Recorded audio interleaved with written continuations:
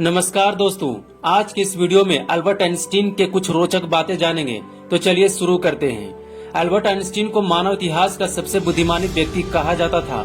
उन्होंने 20वीं सदी के प्रारंभिक समय में विज्ञान जगत में अपनी एक अलग पहचान बनाई और आज भी उनका नाम विज्ञान के क्षेत्र में बड़े सम्मान के साथ लिया जाता है। ये तो सभी को पता है कि इन्होंने कई खोज की जिनके आधार पर समय, अंतरिक्ष और गुरुत्वाकर्षण के सिद्धांत दिए, पर वे महान और लोकप्रिय इंसान भी थे। कहा जाता है जब वे बाहर निकलते थे तो सड़क पर ही लोग उनसे सिद्धांतों के बारे में पूछना शुरू कर देते थे। इससे परेशान होकर उन्होंने एक रास्ता निकाला। जब भी कोई उनसे पूछता कि आप वही हैं तो वे नकार जाते। वे हमेशा कहते थे कि मेरे अंदर जिज्ञासा कूट-कूट कर भरी है। आपको बता दें कि अल्बर्ट आइंस्टीन बचपन में इतने बुद्धिमान नहीं थे।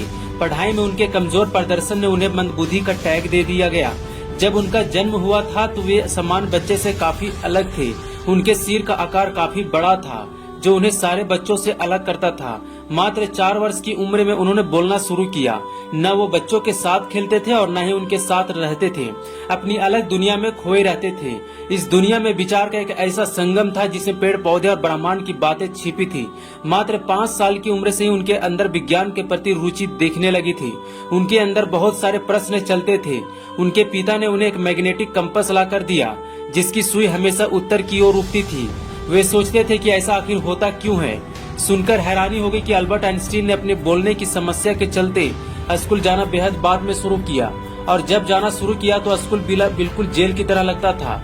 उन्हें लगता था कि स्कूल में आधा अधूरा ज्ञान मिलता है। जब वे अध्यापकों से विभिन्न और कुछ हटकर प्रश्न पूछते थे तो अध्यापक उन्हें मंदबुद्धि कहते थे। बार बार अपने लिए मंदबुद्धि सुनकर उन्हें लगने लगा कि उनके दिमाग का विकास अभी पूर्ण रूप से नहीं हुआ है। इसी प्रश्न का उत्तर जानने वे अपने अध्यापक के पास गए तो उनसे टीचर ने कहा कि अभ्यास ही सफलता का मूल मंत्र है। ये बात उन्होंने अपने मन में बैठा ली और प्रण लिया कि एक दिन सबसे आगे बढ़कर दिखाऊंगा।